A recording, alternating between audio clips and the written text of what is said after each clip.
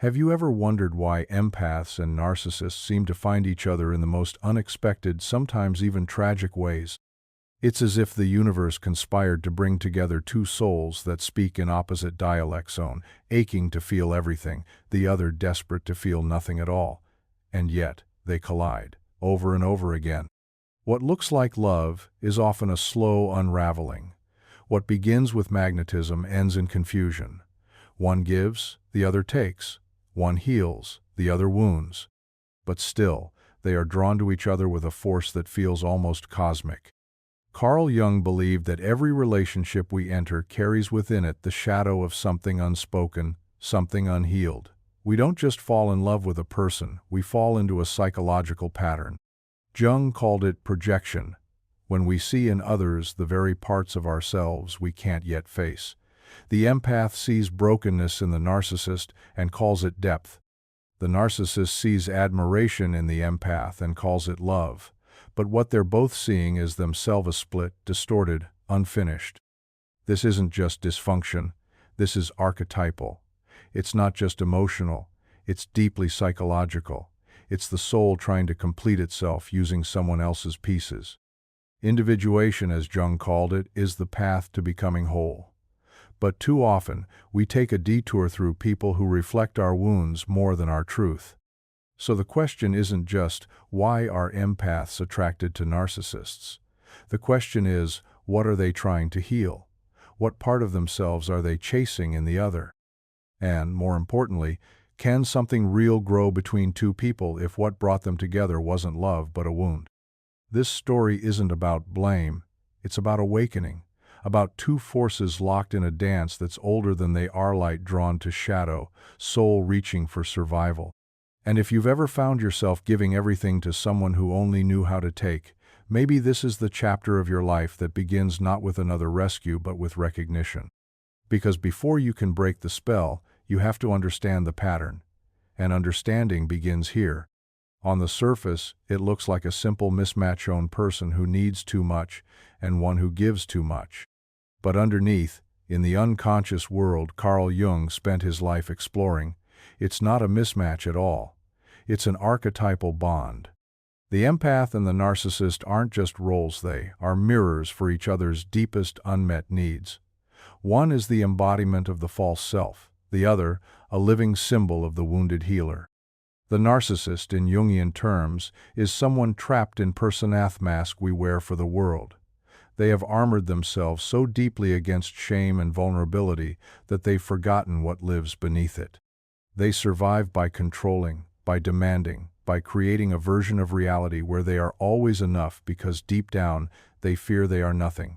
They don't love, they need. Not out of malice but out of survival. Their grandiosity isn't confidence, it's camouflage. The empath, on the other hand, walks through the world with their skin peeled back. They feel too much, too often, and for too many. They carry a radar for pain, scanning rooms for the silent cries no one else hears. Not because they want to fix everyone, but because somewhere deep within them lives a memory of not being fixed themselves. They give love like a balm, hoping perhaps unconsciously that one day it will be returned in equal measure. Together, these two create a perfect storm. The narcissist needs to be adored, the empath needs to feel needed. The narcissist fears abandonment, the empath fears rejection. The narcissist wants to be seen as special. The empath wants to make others feel seen. It's not just magnetic, it's mythic, but what feels like destiny is often a wound disguised as a calling.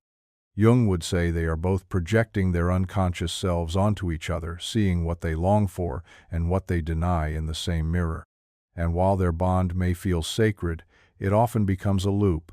The empath loses themselves trying to love the unlovable, while the narcissist devours that love without ever digesting it. What they call connection is often a reflection of their own unfinished inner work. This isn't a story of villains and victims. It's a story of two souls circling around their shadows, mistaking pain for passion, and hoping that someone else can heal what they haven't yet dared to face within. Carl Jung taught that we are not whole as we are divided, incomplete, forever seeking the missing pieces of ourselves in others. This is the law of psychological compensation. The unconscious, always in search of balance, draws us toward people who carry the very traits we lack. Not out of logic, not out of desire, but from a deep inner pull we can't explain. The narcissist, buried beneath layers of self-inflation, lacks true emotional depth. They fear the vulnerability that comes with intimacy. They wear masks so often they forget what it feels like to be seen without one. And then comes the empathy, being so attuned to feeling that they live in the emotional undercurrents most people drown in. For the narcissist, this sensitivity is intoxicating. It's what they've lost, or maybe never had. Being near it feels like coming home to something they didn't know they were missing. The empath, in contrast, often struggles with a fragmented sense of self. They're not always sure where they end and others begin. Control? Confidence? Those are foreign currencies. Instead, they've built an identity around being useful, kind, available.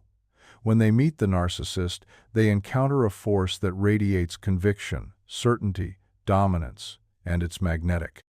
To the empath, the narcissist feels like solidity-like structure, like the boundary they never learned to create. What neither realizes is that their attraction is not love.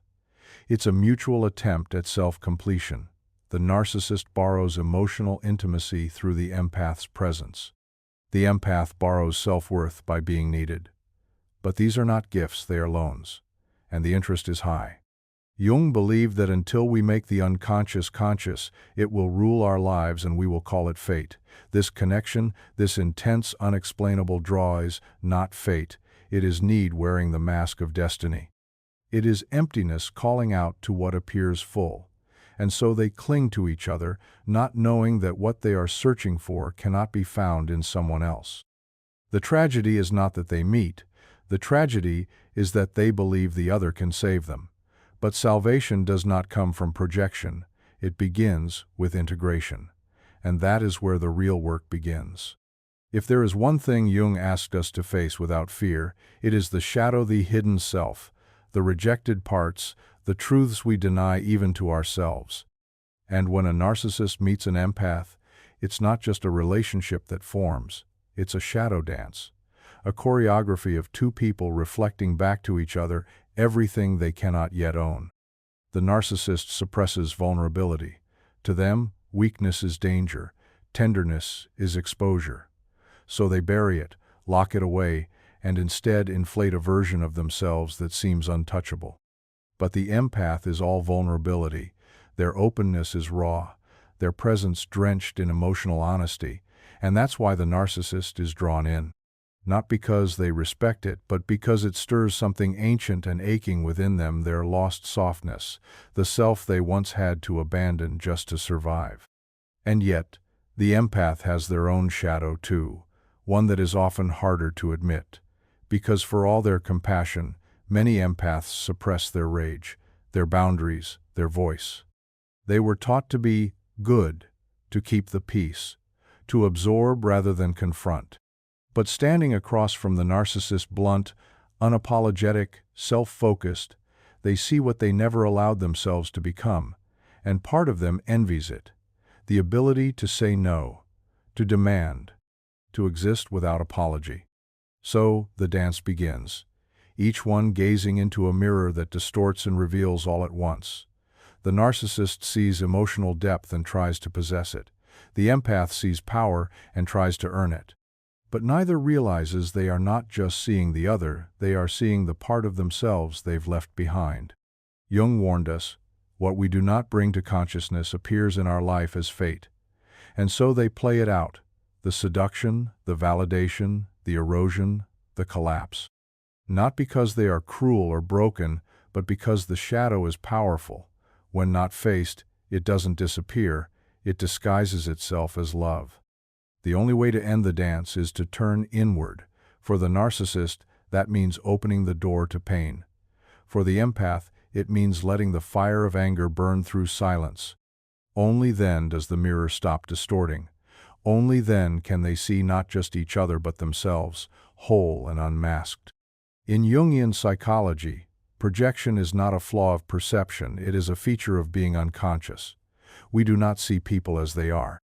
We see them as we are, filtered through a lens shaped by fear, desire, memory, and longing. And when the narcissist and empath meet, what they see is not each other, it's a dream, a projection field, a canvas for everything they wish were true. The narcissist projects a grandiose self, not just toward the world, but onto the empath. They look at the empath and see someone who will reflect their brilliance, feed their ego, worship their potential. To them, the empath becomes a mirror, not a person, a source of admiration and energy, not a soul to be cherished. It's not love they offer, it's idealization, a pedestal that eventually becomes a prison. And the empath? They project healing. They see the narcissist not for who they are, but for who they could be. They don't fall in love with the wound, they fall in love with the idea of healing it. They mistake potential for presence, pain for depth, coldness for protection, and in doing so, they abandon their own need to be seen, hoping instead to be needed. This illusion is powerful. It feels sacred, but it is hollow, because no one is truly being seen, no one is truly being loved. The narcissist falls in love with a reflection of themselves. The empath falls in love with a fantasy of redemption. And inevitably, the illusion shatters. The narcissist grows resentful when the admiration fades. The empath becomes exhausted when the healing never comes. And what once felt like magic begins to feel like a trap. Jung said that projections must be withdrawn if we are ever to see reality. But withdrawing a projection feels like heartbreak, because it means letting go not of the other person, but of the story we told ourselves about them, and that story was never theirs to carry. What's left afterward is either awakening or collapse, the moment you realize that the love you gave wasn't received and the love you thought you had wasn't real. Not because either person was incapable of love, but because neither truly saw the other. They only saw the missing parts of themselves.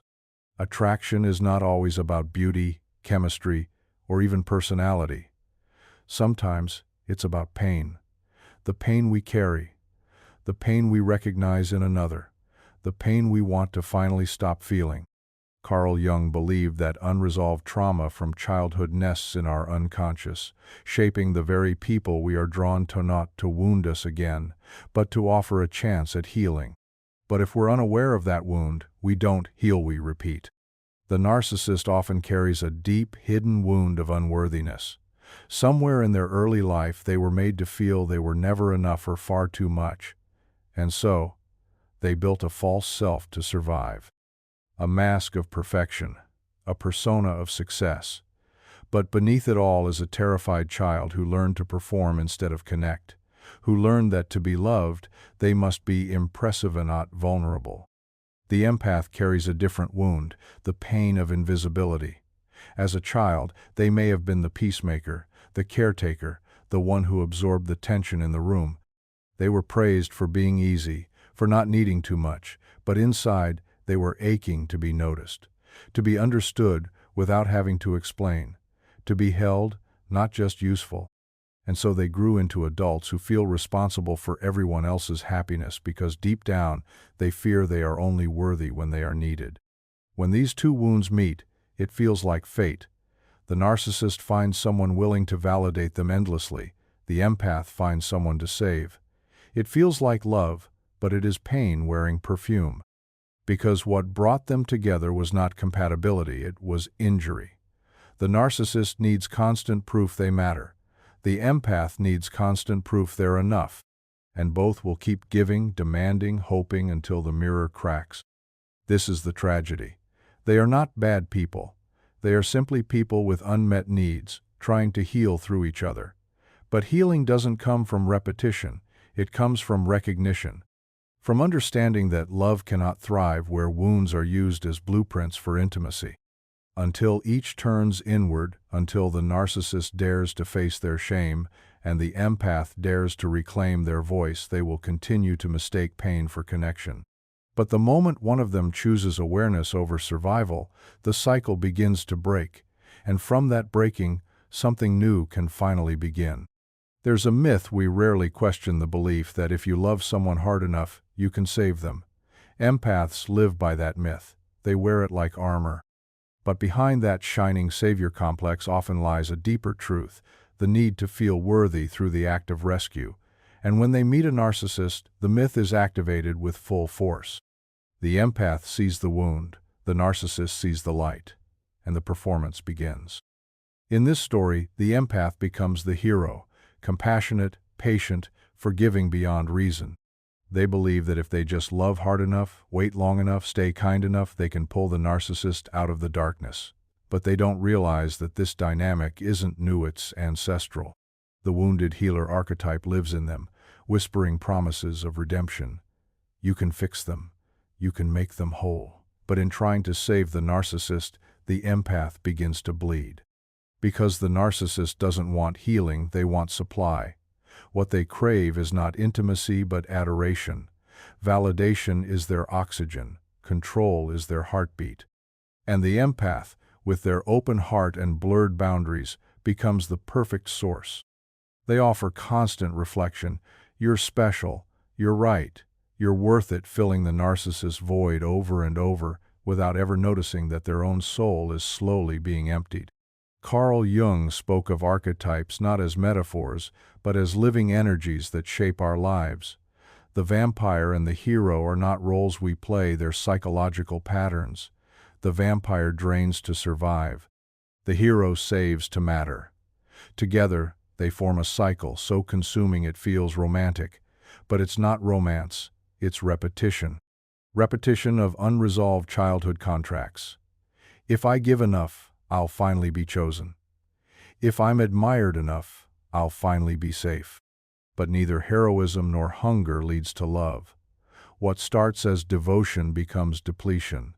The empath ends up exhausted, confused, wondering why love feels like losing themselves. The narcissist grows restless, always searching for more praise, more control, more proof that they exist.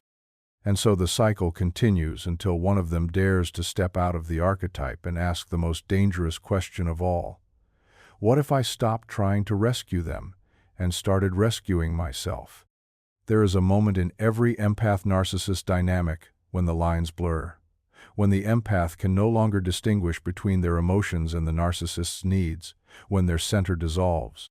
This is enmeshment, a slow erosion of selfhood that feels at first like intimacy, but quickly becomes captivity. Jung warned of the dangers of merging psyches, that when two souls become too intertwined without individuation, one consumes the other. And in this dynamic, the empath is often the one consumed. They confuse love with sacrifice, attention with affection, control with care. They give, adjust, over-accommodate, believing that if they can just meet every need, avoid every trigger, anticipate every mood, the narcissist will finally offer the one thing they never do: stability. But the narcissist does not want a partner. They want an extension of themselves, someone to echo their reality, not challenge it. And enmeshment offers the perfect disguise.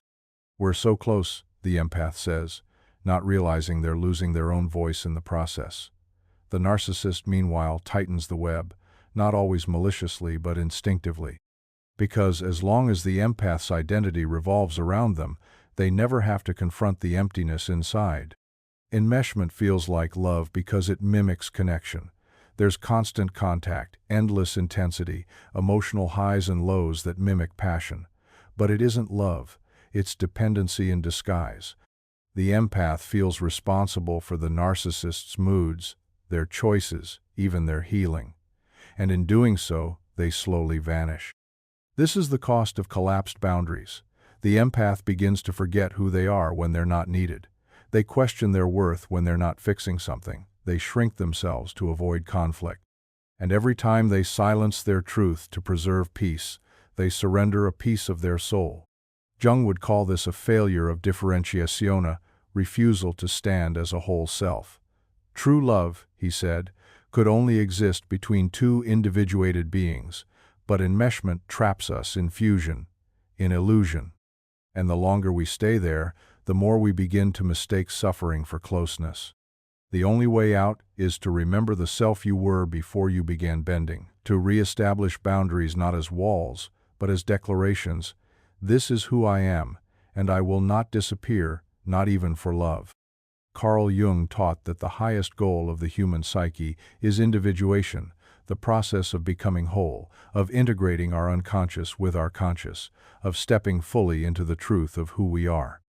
But when an empath and a narcissist become entangled, that journey is placed on hold. The self is paused. The shadow remains untouched. Individuation is interrupted. In this bond, the empath loses shape. They become a mirror, not a person, but a reflection of the narcissist's needs, moods, and expectations. They adapt so completely to the emotional weather of the relationship that their own desires become a whisper, easily drowned out. The narcissist, on the other hand, avoids their shadow entirely. The relationship becomes a stage, and the empath is cast in the role of eternal admirer. So the narcissist never has to face the deeper truth, the fragile self they've hidden beneath layers of performance. This dynamic may feel intense, passionate, even fated, but it is stifling. It halts growth. The empath does not individuate, they fuse. The narcissist does not evolve, they escape. And together, they orbit a wound rather than moving toward healing. What could have been a mirror for transformation becomes a loop of repetition, where neither party truly sees themselves, only the distorted image projected onto the other. Jung warned that, until you make the unconscious conscious, it will direct your life, and you will call it fate. The empath-narcissist bond often masquerades as destiny, as if the universe carefully placed two matching puzzle pieces together. But it is not fate. It is familiar pain, unconsciously chosen. The empath feels needed. The narcissist feels adored. But neither is truly known. And without self-awareness, without boundaries, without shadow work, both stay stuck. The empath, exhausted and overextended, waits for love that never stabilizes. The narcissist, unable to introspect, grows increasingly dependent on external validation. The inner world of both remains fractured because growth demands discomfort, and in this bond, that discomfort is constantly managed, denied, or transferred. Only by disrupting the cycle can individuation resume. Only by standing alone can the empath begin to hear their own voice again. And only by confronting their emptiness can the narcissist finally meet the self they've spent a lifetime avoiding. It doesn't happen all at once. The awakening comes in fragments, in the silence after another argument, in the moment they hear themselves apologizing for something they didn't do, in the echo of their own loneliness, while lying beside someone who never truly saw them. At first, it's confusion, then grief, then slowly, clarity. The empath's awakening begins with exhaustion, not the kind that sleep can fix, but the soul-deep weariness of someone who has poured from an empty cup for far too long. They realize they are depleted, not because they love too much, but because they've abandoned themselves in the name of love. And in that stillness, where the performative self falls away, something sacred starts to stir, the need to return home to themselves. This is the breaking point, but also the breakthrough. Jung would call it the confrontation with the self, the beginning of true individuation. The empath no longer seeks to be the savior. They begin to ask, "What about me?" Not with guilt, but with reverence. They begin to mourn the years lost in emotional servitude, but in that mourning is the seed of rebirth. The spiritual clarity doesn't come with fireworks. It comes in boundaries drawn for the first time, in saying no without apology, in letting the narcissist's disappointment pass through them without taking root. It comes in reclaiming space mentally, emotionally, even physically. The empath begins to see that they were never weak. They were powerful but misdirected. Their empathy was not a flaw. It was sacred. It simply wasn't meant to be sacrificed. The narcissist may notice this shift, may fight against it, because the mirror is changing shape, and without it, they may be forced to face their own reflection. But this is no longer the empath's concern. Their life is no longer defined by how well they carry others. It is now about how deeply they stand in their own truth. The awakening is not a one-time act. It is a daily commitment, a returning, a remembering. And as the empath steps back into their center, they begin to touch something Jung spoke of often, the self not as an ideal, but as a lived reality, whole, awake, untamed, and finally, free. Carl Jung once said, "People will do anything, no matter how absurd, to avoid facing their own souls." And nowhere is this more evident than in the narcissist's resistance to change. To look inward, to peel back the mask, to confront the pain underneath the persona that would mean death, not of the body, but of the illusion. And the narcissist cannot afford that death, because the illusion is their survival. Jung taught that the ego resists transformation with everything it has. It clings to what is known, even if it hurts. The narcissist's ego is not just inflated, it is fortified, constructed over years of rejection, neglect, or betrayal. To preserve a sense of identity, they built a fortress, grandiosity on the outside, emptiness within. And to protect it, they must stay in control of the story, of the relationship, of the narrative that they are never the one who's wrong. This is why shadow work terrifies them, because in the shadow lies everything they've disowned, the shame, the fear, the softness, the need. To face it would mean admitting vulnerability. It would mean acknowledging they are not the perfect image they project. And for someone who equates worth with superiority, this is unbearable. So they defend, they deny, they deflect. Instead of transformation, they seek submission. Instead of growth, they demand admiration. Control becomes a way to avoid collapse. They orchestrate the world around them so they never have to feel small again. And when the empath begins to awaken, begins to reclaim their power, the narcissist doesn't see growth, they see rebellion. A threat to the delicate order that has kept their ego intact. They don't resist change because they're evil. They resist it because deep down they are afraid. Afraid that without the facade they'll be nothing. Afraid that the child who was never truly loved is still there, waiting to be seen. And so they continue the performance, even as the stage starts to crumble. Jung believed that true change only comes when the pain of staying the same becomes greater than the fear of transformation. For the narcissist, that threshold is rarely crossed. But when it is not control they lose. It is the prison of their false self. And that is when the real journey could begin, if they choose it. The empath, in their silence, becomes something dangerous to the narcissist, a mirror, not a flattering one, but a truthful one. At first, the narcissist is drawn to this reflection. It makes them feel seen, admired, elevated, but over time, the mirror begins to reflect more than their mask. It starts to show the cracks beneath the surface. And when that happens, the narcissist no longer looks with admiration, they look with contempt. Emotional mirroring is one of the empath's most sacred gifts. They feel what others feel. They attune to pain, joy, subtle shifts in energy. They offer a kind of presence that is rare, that sees beyond words. But for the narcissist, this kind of intimacy becomes unbearable, because to be truly mirrored is to be truly exposed. And what they see staring back is not the heroic image they want to believe, it's the shadow they've spent their life avoiding. So, they retaliate, sometimes subtly, a sarcastic remark, a backhanded compliment, a sudden withdrawal, other times more aggressively, gaslighting, rage, blame. It's not because the empath did something wrong, it's because the mirror started telling the truth, and truth, for the narcissist, feels like betrayal. Jung understood that we project our unconscious wounds onto others. And when those projections begin to crack, when the empath stops playing the role, stops reflecting only the idealized version, the narcissist begins to unravel. This is the disintegration. The moment the narcissist senses they are no longer in control of the narrative, the moment they realize the person in front of them sees too much. To the narcissist, this clarity feels threatening. So they accuse the empath of being too sensitive, too emotional, too intense.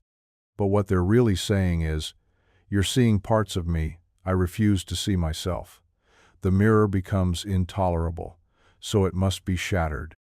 And for the empath, this moment is both painful and liberating. painful because they finally realize they were never truly lovingly used for what they reflected. Liberating because they no longer have to dim their light to make someone else feel powerful. When the mirror cracks, the truth is revealed. The relationship was never about connection, it was about control. And now, with the illusion gone, both are left facing what they've spent so long avoiding, themselves. Leaving a narcissist-empath dynamic is not like ending a relationship, it's like breaking a spell, because by the time you realize you've disappeared, the bond has already woven itself into your sense of identity. It's not just about love anymore, it's about survival, it's about roles, archetypes, a sacred wound dressed in the costume of destiny. And letting go of that requires more than logic. It requires a death of who you thought you were. For the empath, the greatest fear is abandonment, not just by the other, but by their purpose. If I'm not saving them, who am I? The need to be chosen, to matter, to mean something, runs so deep that leaving feels like betrayal. But the deeper betrayal is staying in a place where your essence is slowly being siphoned. The longer you remain, the more your soul whispers the truth. Love should not cost your wholeness. And for the narcissist, loss feels like annihilation. They are not just losing a partner, they are losing their reflection, the source of praise, energy, control. And so they resist. They plead, manipulate, rage, charm, not out of love, but out of fear. Because without the empath, the illusion begins to collapse. And the real self, the wounded, unworthy self, threatens to surface. Breaking this bond requires more than escape. It requires consciousness. Jungian tools can help open that door. Shadow work facing the denied parts within you that created this dynamic. Dream analysis, allowing your unconscious to speak in symbols when words fall short. Journaling, writing not just what happened, but what you felt and why it stayed. Therapy, a sacred space where the mask can be removed without judgment. But most of all, it takes courage. Courage to feel the grief. To walk through the loneliness without running back to what broke you. To sit with the fear of being unseen and still choose to see yourself. This is not weakness. This is the turning point. Because the bond only breaks when you stop trying to fix the other and begin remembering yourself. And in that remembrance, the spell loses its power. The archetype loosens its grip. And the real you, long buried under obligation and illusion, finally starts to rise. Carl Jung once wrote, "The wound is where the light enters you." And for the empath, that wound, the one caused by abandonment, silence, neglect, becomes the very place where transformation begins. Not despite the pain, but because of it. Because wounds break us open, they reveal what comfort hides, and if we are brave enough to feel them fully, they become the birthplace of our most authentic self. In the wake of a toxic bond, it's easy to see yourself as broken, to look at the pieces scattered across years of giving, fixing, hoping, and wonder if they'll ever come back together. But healing is not about returning to who you were before the damage. It's about becoming someone new, someone shaped not by the pain, but by the truth uncovered within it. The narcissist-empath dynamic is born from codependency, from a need to be needed, to be validated, to be worthy through someone else's eyes. But once the empath awakens, the wound stops being a weakness, it becomes a teacher. It whispers, "You don't need to be chosen to be whole. You don't need to be praised to matter. You don't need to bleed to prove your love." Trauma cracks the ego. It dismantles the false self, and in its place, a deeper knowing emerges. That your value was never conditional, that your love was never meant to be currency, and that the only real safety comes from within. This is conscious healing. It is not linear. It is not perfect. It hurts. It tests you. It brings you face to face with your shadow. But it also gives you something the old pattern never could: freedom. The freedom to feel without fixing, to love without losing yourself, to walk away without guilt. Jung understood this well, that the process of becoming whole requires descent into the pain, into the past, into the parts of yourself you were told to hide, and from there, integration begins. You gather the fragments. You hold space for the child who was overlooked. You stop chasing closure from those who will never offer it, and instead, you offer it to yourself. The wound doesn't define you, but it does refine you, and through it, you resonate as a savior, not as a mirror, but as something far more powerful, your full, sovereign self. There comes a moment quiet, almost unremarkable, when the awakened empath no longer craves the intensity of chaos. They no longer confuse adrenaline for connection, nor feel magnetized by the ache of someone else's wounds. They've touched the fire, burned for years, and finally learned that love, real love, is not supposed to hurt. That moment marks the threshold of a new kind of love, one born not from need, but from wholeness. For the empath who has reclaimed themselves, love no longer means merging, it means standing, two individuated souls, fully formed, choosing each other not to complete but to accompany. There's no hero, no victim, no rescuer, no role to play, just presence, mutual recognition, a sacred space where both people are allowed to unfold without fear of vanishing. Jung called this konumunctioth, sacred union that occurs when opposites integrate, not by suppressing their differences but by honoring them. This is the evolution from projection to presence, from fantasy to reality. The awakened empath no longer projects healing potential onto another. They no longer see brokenness and call it depth. They love what is not, what they can fix. And in this love, boundaries are not barriers.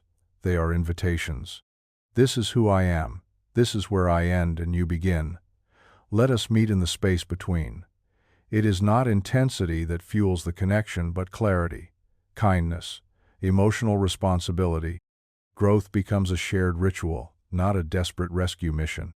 This love may not have the volatility of the past, but it has something far rarer, peace. And in that peace, the empath discovers the beauty of being chosen while already whole. They find joy in simply being, not performing, not bending, not bleeding to be seen. This new love honors the journey, the pain, the awakening, the reclamation. It says, I see you not as a reflection of me, but as a soul walking beside me. And that is intimacy. That is the love that was waiting all along, not to save them, but to hold space for who they finally remembered they are. Carl Jung taught us that wholeness does not come from perfection, but from integration, from embracing both our light and our shadow, from stepping into the full spectrum of our being, not just what is easy to love, but what we've been taught to hide. And for the empath, that journey has always been about returning to the self, not to be hardened, but to be whole. True strength is not in healing others. It's in healing yourself so completely that you no longer abandon your truth for someone else's comfort. The empath's power was never in their ability to carry others, it was in their ability to feel, to know, to transform. But now, that power is directed inward. They are no longer mirrors. They are their own reflection. And the narcissist? Their path is different, more fragile, more volatile. Jung said that what we resist persists, the narcissist resists most of all. Until they turn inward, until they confront their shadow, the shame, the emptiness, the mask, they will repeat the cycle endlessly. Their salvation, too, lies in the dark. But that journey cannot be forced. It must be chosen. We are all asked at some point to choose, to keep performing, or to pause and awaken, to keep seeking ourselves in others, or to turn and finally face the one person we've always run from, ourselves. The empath's awakening is not the end of the story, it's the beginning of a new one where love is not pain, where boundaries are sacred, where wholeness is not sacrificed for connection but shared because of it. True love begins not with the other, but with the self. When we no longer abandon ourselves to be loved, when we no longer shrink to be accepted, when we walk away not in anger, but in clarity. So, if you find yourself at the edge of that old story about rescuing, pleasing, earning, let it end. Let the old roles fall away, let the silence stretch. And in that stillness, listen. There is a deeper voice, now, your own, and it knows the way home. Because wholeness is not something you find in another. It is what remains when you stop giving yourself away. This story was intense. But this story on the right-hand side is even more insane.